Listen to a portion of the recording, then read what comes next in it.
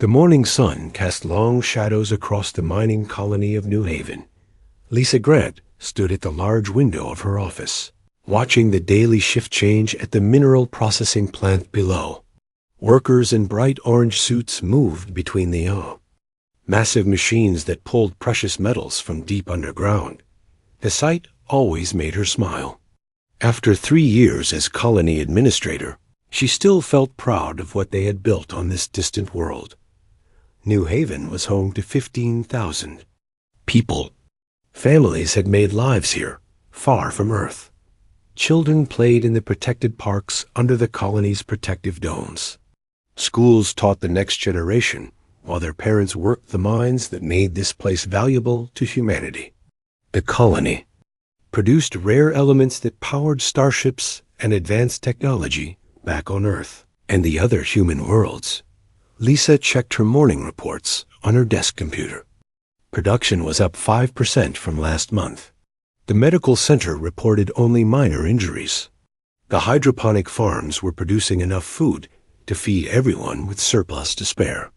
Crime was almost non-existent. New Haven was everything a frontier colony should be. Colonel Jake Martinez walked into her office without knocking. His face looked worried, which was unusual for the calm Marine officer who commanded the colony's small defense force. "Lisa, we need to talk," Jake said.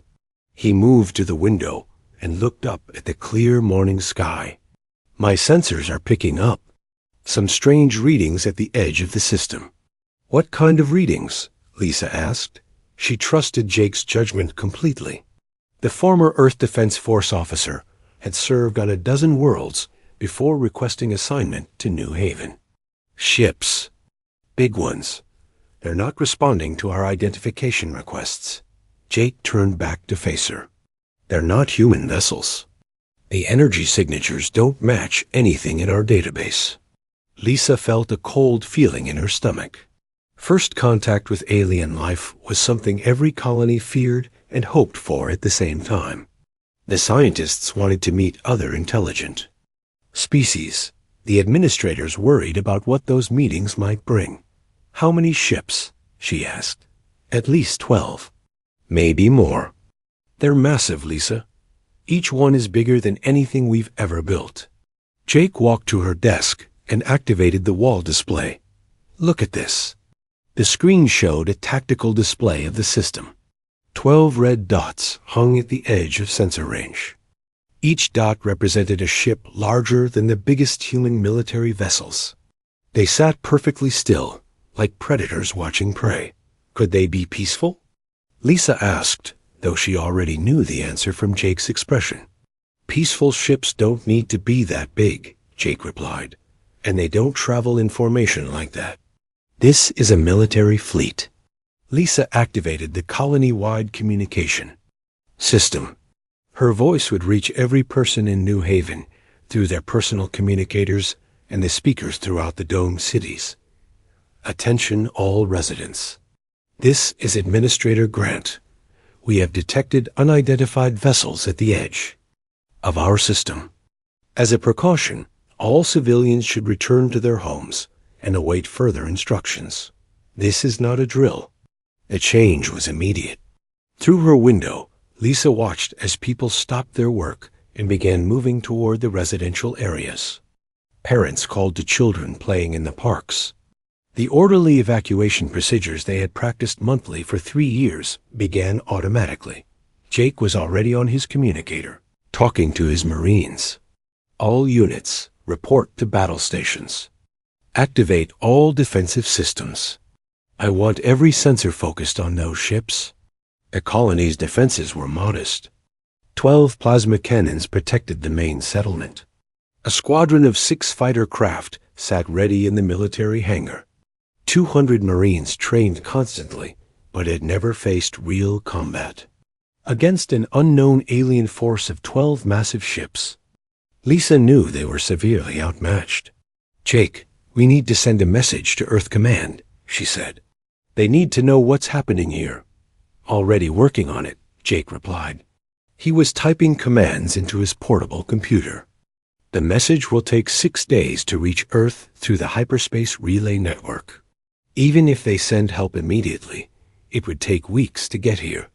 The tactical display suddenly changed. The 12 red dots were moving, accelerating toward New Haven. At their current speed, they would reach the colony in less than 4 hours. All civilians remain in your homes, Lisa announced over the communication system. Emergency services are monitoring the situation. Stay calm and follow all safety procedures. Jake studied the approaching ships. They're not trying to hide anymore. Whatever they want, they're coming to take it. Lisa thought about the 15,000 people under her protection, families with children, elderly couples who had retired to the peaceful colony, young adults who had come seeking adventure and opportunity. All of them depended on her decisions in the next few hours. What are our options? She asked. We can try to negotiate. Maybe they just want our resources and will leave us alone. Jake didn't sound convinced by his own words. Or we can fight and hope our message reaches Earth before it's too late. The hours passed slowly. The alien ships grew larger on the sensors as they approached. Jake's Marines took positions at the defense stations. The plasma cannons powered up and turned toward the approaching threat. The fighter pilots ran final checks on their small but fast ships. Lisa remained in her office, coordinating the civilian evacuation to the underground shelters. The colony's emergency bunkers could protect people from orbital bombardment, but only for a limited time. If the aliens wanted to take New Haven, the bunkers would only delay the inevitable. The alien fleet dropped out of hyperspace, just outside the planet's atmosphere. Up close, the ships were even more intimidating. Each vessel was a kilometer long and bristled with weapon systems that glowed with alien energy. Their dark hulls reflected no light, making them look like pieces of the void itself. Incoming transmission, Jake's communication officer reported. It's not in any human language. The transmission filled the air with harsh, clicking sounds that hurt to listen to. The alien language was completely unlike anything humans had ever heard. There was no attempt at translation or peaceful contact. The message was clearly a demand. I think they're telling us to surrender, Jake said grimly. Lisa made her decision. Send them our surrender. Tell them we are a peaceful colony and request safe treatment for our civilians. Jake looked surprised, but nodded. He had hoped she would choose to fight, but he understood her responsibility to protect innocent lives. The response came quickly. The alien ships opened fire without warning. Beams of energy struck the colony's shields, causing them to flicker and spark. The plasma cannons returned fire, but their shots seemed to have no effect on the alien hull's dot. Within minutes, the colony's defenses were destroyed. The shields failed completely. Jake's Marines took cover as alien landing craft descended from the massive ships above. The invasion of New Haven had begun.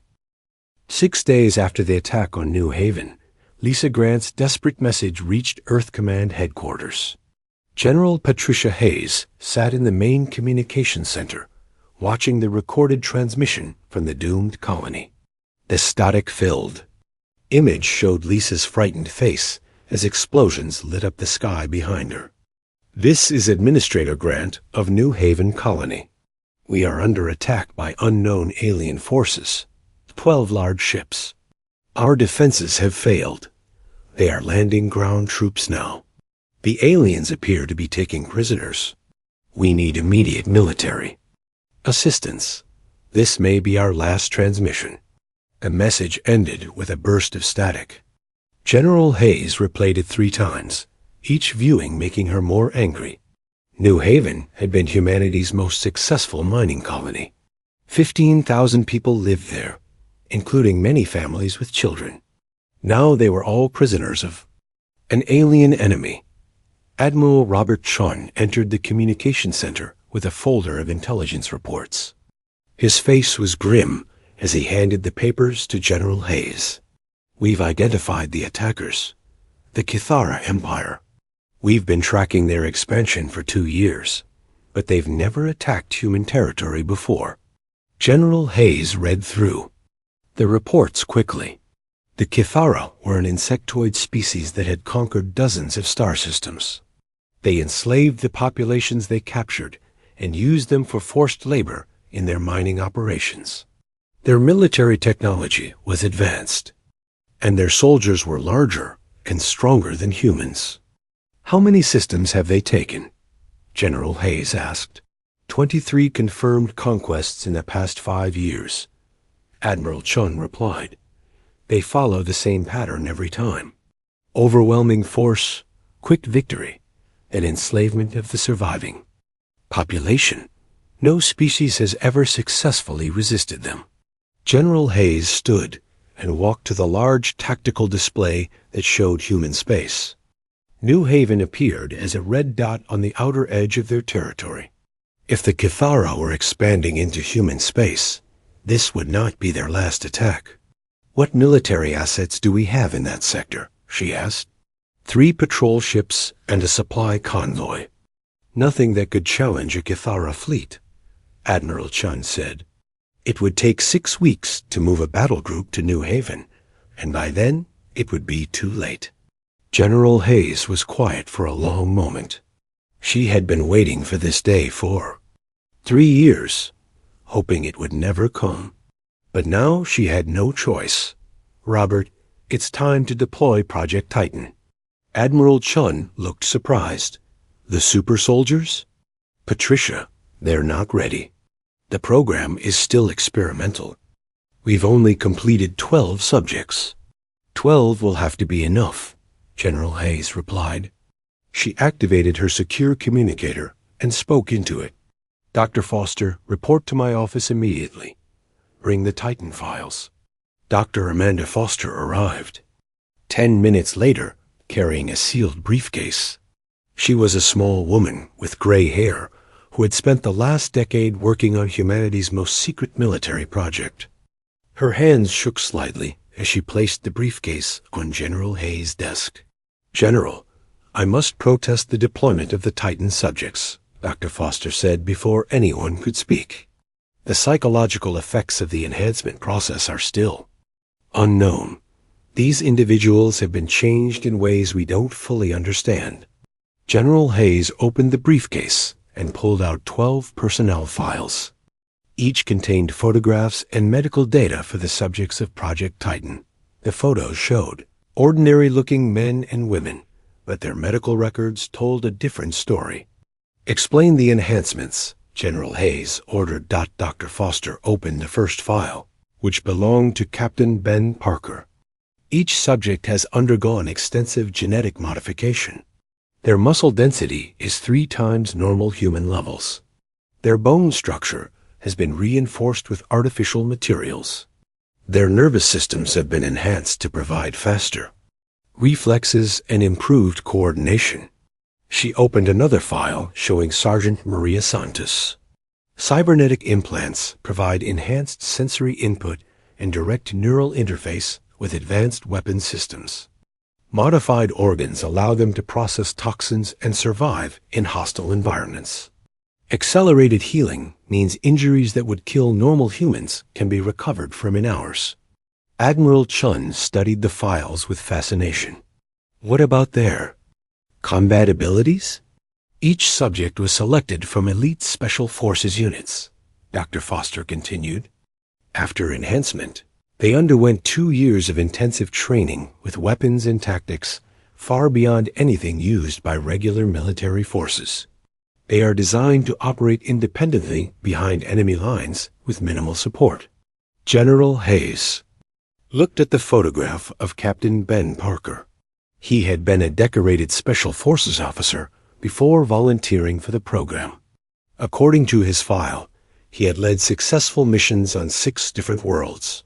If anyone could rescue the people of New Haven, it would be him and his team. What are the risks? General Hayes asked. Dr. Foster hesitated before answering. The enhancement process changes more than just physical capabilities. The subjects show reduced emotional responses and increased aggression. They follow orders without question, but they also seem to have lost some aspects of normal human empathy. Are they still human? Admiral Chon asked. That's a question I can't answer, Dr. Foster replied honestly.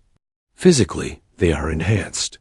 Humans, mentally and emotionally, they may be something else entirely. General Hayes made her decision. Contact Captain Parker. I want his team ready for deployment within 6 hours. Captain Ben Parker received the deployment order while training in the underground facility where the Titan subjects lived. He was running combat simulations with his squad when the message arrived. His enhanced reflexes allowed him to read and process the entire briefing in seconds.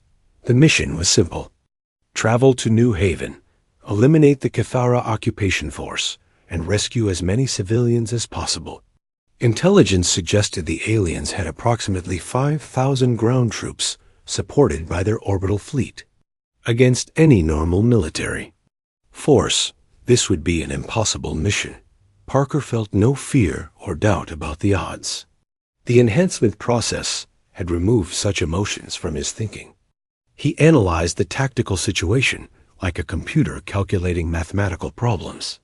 12 enhanced humans against 5,000 aliens. The numbers were challenging, but not impossible. He assembled his team in the briefing room. Sergeant Maria Santos sat quietly, checking her equipment.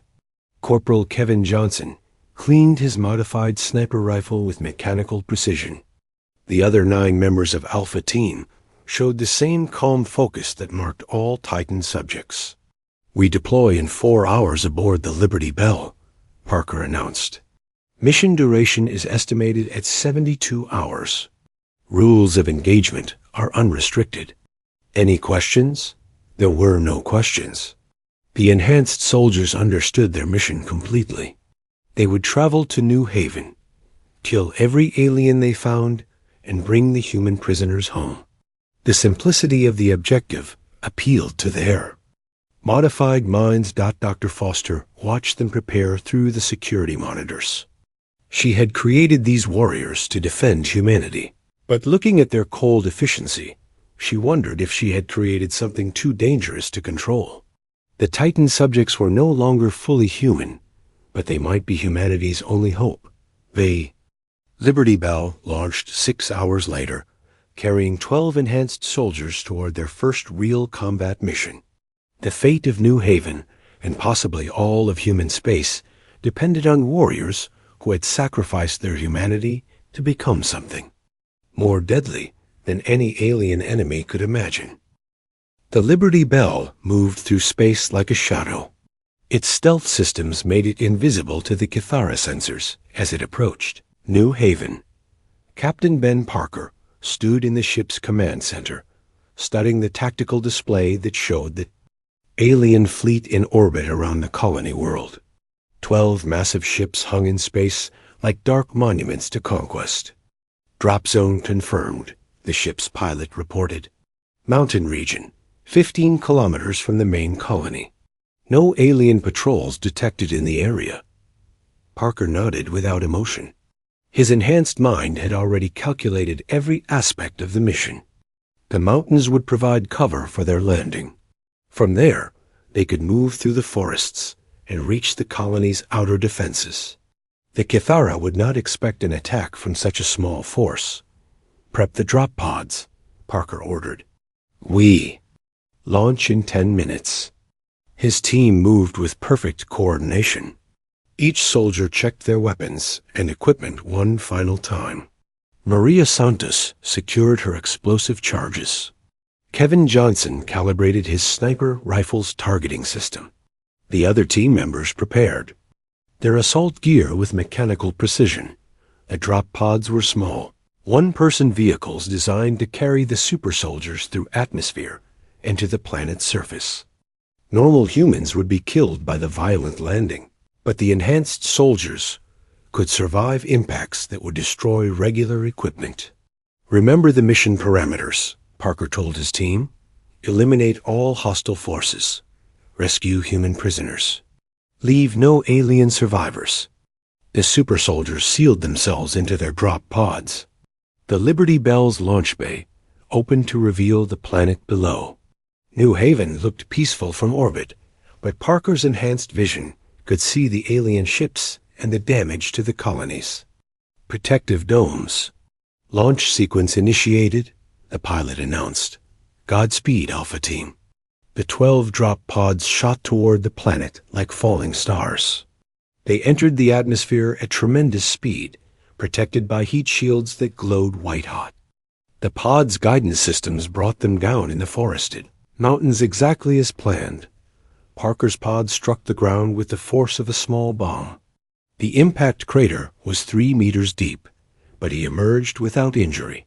His enhanced body had absorbed the shock easily. Around him, the other pods landed in a tight formation. Within minutes, all 12 soldiers were ready for action. The forest was quiet except for the sounds of local wildlife. Parker's enhanced hearing picked up. No signs of alien patrols. The Kithara had grown careless after 8 days of controlling the colony without opposition. They did not expect any rescue attempt. "Kevin, take position on the ridge," Parker ordered through his helmet communicator. "Maria, rig the northern approach. Everyone else, standard assault formation." The team moved through the forest like ghosts. Their enhanced speed and coordination allowed them to cover the 15 kilometers to the colony in less than 2 hours. They encountered their first alien patrol at the outer defensive perimeter. 3 Kithara soldiers stood guard at a checkpoint that had once been manned by human marines. The aliens were 2 meters tall, with chitinous armor that covered their insectoid bodies. Energy weapons hung from their shoulders, and their multifaceted eyes scanned the area constantly. Kevin Johnson's rifle fired once from 800 meters away. The high-powered bullet, designed specifically for enhanced soldiers, struck the first alien in the head. The creature collapsed instantly. Its natural armor no protection against the advanced ammunition. The other 2 aliens spun toward the sound, but Parker was already moving. His enhanced speed carried him across the open ground in seconds. The aliens tried to raise their weapons, but Parker's reflexes were too fast. His combat knife, made from materials harder than diamond, pierced through the alien armor like it was paper. The entire engagement lasted less than 15 seconds. 3 alien soldiers were dead without firing a single shot. Parker felt no satisfaction or excitement. His modified emotions registered only that the first objective had been completed successfully. "Perimeter secured," he reported to his team. "Advance to secondary positions." The super soldiers spread out around the colony's main settlement. Through their enhanced vision, they could see hundreds of alien soldiers patrolling the streets. Human prisoners were being marched between buildings under heavy guard. The colonists looked tired and frightened, but most appeared to be unharmed. Maria Santos placed her first explosive charge on a Kithara weapons depot. The device was small, enough to fit in her palm, but powerful enough to destroy an entire building. Her enhanced dexterity allowed her to plant 12 charges in key locations without being detected. "Charges set," she reported, ready for synchronized detonation. Parker positioned himself near the Central Command building where intelligence reports suggested the human leaders were being held. Through his enhanced vision, he could see at least 20 alien guards around the structure. For a normal human soldier, this would be an impossible assault. For a Titan subject, it was merely a challenging target. "All units, execute on my mark," Parker ordered. 3, 2, 1. Execute. Maria's explosives detonated simultaneously across the colony. Weapons depots, communication arrays, and vehicle parks erupted in massive fireballs. But carefully planned. Strikes eliminated the aliens, heavy equipment, and severed their communication with the orbital fleet. Kevin Johnson began picking off alien soldiers from his elevated position. His enhanced reflexes allowed him to fire, acquire a new target, and fire again in less than 2 seconds. Each shot was perfectly placed, dropping alien soldiers who thought they were safely behind cover. The other super soldiers launched their assault from multiple directions. They moved faster than the aliens could track, appearing and disappearing like deadly shadows.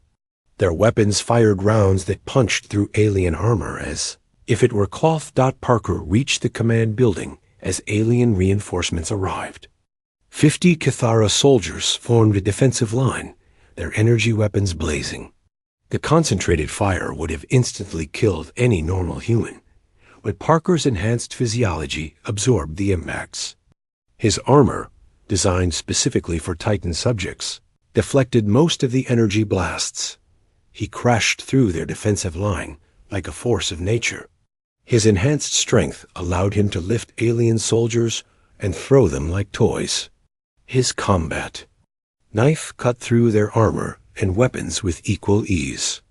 Within minutes, the entire defensive force was eliminated. Inside the command building, Parker found Lisa Grant and 12 other human prisoners locked in a detention cell.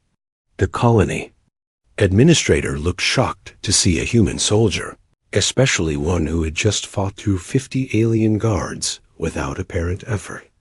"Who are you?" Lisa asked as Parker cut through the cell's electronic lock with his knife. "Captain Parker, Earth Defense Force," he replied without emotion. "You're being rescued." The sound of weapons fire echoed through the colony as his team continued their systematic elimination of the alien occupation force. Parker's enhanced hearing could distinguish between human and alien weapons. The battle was going exactly as he had calculated. "How many soldiers are with you?" Lisa asked as they moved through the building. 11, Parker answered simply. Lisa looked confused. 11 soldiers against 5,000 aliens? Parker did not respond.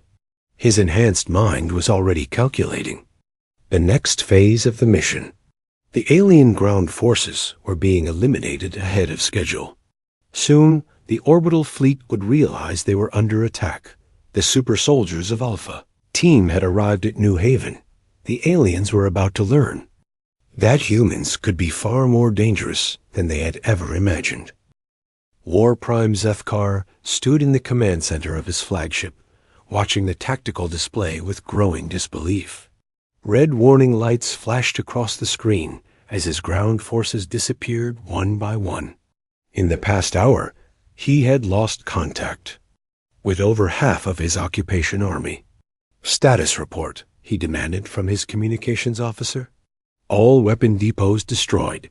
Communication arrays offline. Vehicle parks eliminated. Ground forces report contact with unknown human combatants." The officer replied, his voice shaking with fear. Zethkar's 4 arms gripped the command console tightly. In 20 years of conquest, he had never seen anything like this. The humans were supposed to be weak. Every intelligence report confirmed they were soft creatures who relied on technology instead of natural strength. Yet somehow, a small force of human soldiers was destroying his entire ground army. "How many human soldiers are involved in this attack?" he asked. The communications officer checked his reports again. "Unknown, War Prime. Estimates range from 50 to 200 based on the scale of destruction." On the planet's surface, Captain Ben Parker moved through the colony's central district like a deadly storm. His enhanced senses tracked 12 alien soldiers trying to set up an ambush. In the market square, they had positioned themselves behind overturned vehicles and debris, waiting for him to enter their trap. Parker's tactical mind analyzed their positions in seconds. He pulled 2 grenades from his belt and threw them with inhuman accuracy. The enhanced explosives detonated exactly where he intended, eliminating 8 aliens instantly. The remaining 4 tried to flee, but Parker's speed allowed him to catch them before they could escape. Across the colony, Maria Santos was leading a group of rescued prisoners to safety when 50 Cathara soldiers surrounded her position.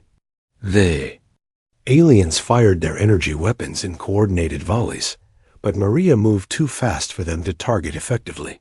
She rolled behind cover and activated her remaining explosive charges. The ground shook as buildings collapsed on the alien positions. Maria emerged from the smoke and debris, completely unharmed. The 50 enemy soldiers had been reduced to scattered remains. She calmly guided the frightened civilians toward the evacuation point. Kevin Johnson had eliminated over 200 alien soldiers from his sniper position. His enhanced vision allowed him to see targets at impossible distances, while his modified reflexes let him fire continuously without missing. Alien commanders tried to locate his position, but he moved between firing points too quickly for them to track. The other members of Alpha Team were equally effective. Each super soldier fought with the skill of an entire military unit. Their enhanced bodies absorbed damage that would kill normal humans, while their advanced weapons cut through alien armor like it was made of paper. War Prime Zethkar received increasingly desperate reports from his remaining ground commanders. Entire battalions were being wiped out by individual human soldiers. His warriors, who had conquered dozens of worlds, were running in panic from enemies they could barely see. Impossible, Zethkar muttered. No species can fight like this. What had the humans done to themselves? His tactical officer, a veteran of 50 campaigns, looked at the data with terror in his multiple eyes. War Prime, we are losing ground forces faster than we can count them. These humans are not like anything we have encountered before. One of Parker's enhanced soldiers, Corporal Dan Miller, had cornered the last group of alien soldiers in the colony's main administrative building. 30 Cathara warriors had barricaded themselves inside, hoping to make a final stand. Miller walked through the front entrance without hesitation. The aliens fired everything they had at him, but his armor absorbed the energy blasts, while his enhanced healing repaired any minor damage. He moved methodically through the building, eliminating every hostile he encountered. When he emerged 15 minutes later, the building was silent. 30 alien soldiers had been reduced to nothing by a single enhanced human. Lisa Grant watched. A battle from the evacuation shelter, where Parker had placed the rescued prisoners. Through the reinforced windows, she could see explosions and weapon fire throughout the colony. But instead of the overwhelming alien victory she had expected, the tide of battle had completely reversed. How is this possible? She asked Dr. Richards, the colony's chief medical officer. 12 soldiers against thousands of aliens? Dr. Richards shook his head in amazement. Those aren't normal soldiers, Lisa. I've never seen humans move like that. They're faster, stronger, and more coordinated than should be possible. On his flagship, War Prime Zethkar made a decision that would have been unthinkable an hour earlier. He activated his fleet-wide communication system and spoke to all his ship commanders. Prepare for immediate withdrawal, he ordered. All ships are to break orbit and retreat to safe distance. His bridge crew stared at him in shock. The Cathara Empire had never retreated from any battle. Their military doctrine was built on overwhelming strength and complete victory. Withdrawal was not even considered as an option in their tactical manuals. War Prime, we still have over 3,000 soldiers on the planet, his tactical officer protested. They are lost, Zethkar replied grimly. These humans have weapons we do not understand. If we remain here, we risk losing the entire fleet. Captain Parker received the tactical update through his helmet display. The alien fleet was powering their engines and moving away from the planet. His mission parameters had been clear. Eliminate all hostile forces and rescue human prisoners. The fleeing ships represented a threat that could return later. He activated his communicator and spoke to the Liberty Bell, still hidden in orbit. Request immediate fire support on retreating enemy vessels. "Negative, Captain," came the reply. From the ship's commander. "Orders from Earth Command are to secure the colony only. The fleet is outside our mission parameters." Parker accepted the decision without argument. His enhanced mind calculated that the immediate threat had been eliminated. The surviving ground forces were scattered and could be hunted down systematically. Battle for New Haven ended 6 hours after it had begun. Of the 5,000 Kithara soldiers who had occupied the colony, fewer than 50 survived. They had fled into the wilderness, abandoning their equipment and wounded. The 12 super soldiers of Alpha Team had achieved a victory that seemed impossible by any military standard. Wargash, Prime Zethkar's fleet, jumped to hyperspace, carrying news of the human super soldiers to the rest of the Kithara Empire. For the first time in their history, they had encountered an enemy that terrified them more than they terrified others. Lisa Grant stood in the ruins of her colony's main square, watching as the super soldiers regrouped. They showed no signs of fatigue or injury, despite hours of intense combat. Captain Parker approached her with the same emotionless expression he had worn throughout the battle. "Colony secured," he reported. "All hostile forces eliminated or fled. Casualty report, 0. Human military losses." Lisa looked at the destruction around them. Buildings were damaged, but they could be repaired. Most importantly, her people were alive and free. "Thank you, Captain. You saved us all." Parker nodded once and turned away. He had no interest in gratitude or celebration. His mission was complete, but he knew this was only the beginning. The aliens would spread word of humanity's new warriors throughout the galaxy. The super soldiers had proven their worth, but they had also changed humanity's place in the universe forever. Other alien species would now see humans as a threat, rather than easy prey. The galaxy had become a more dangerous place, but humanity was no longer defenseless. As the rescue ships arrived from Earth, the colonists of New Haven began rebuilding their lives. They had survived their first contact with hostile aliens, but they knew they owed their freedom to 12 warriors who had sacrificed their humanity to become something far more deadly than any alien enemy could imagine.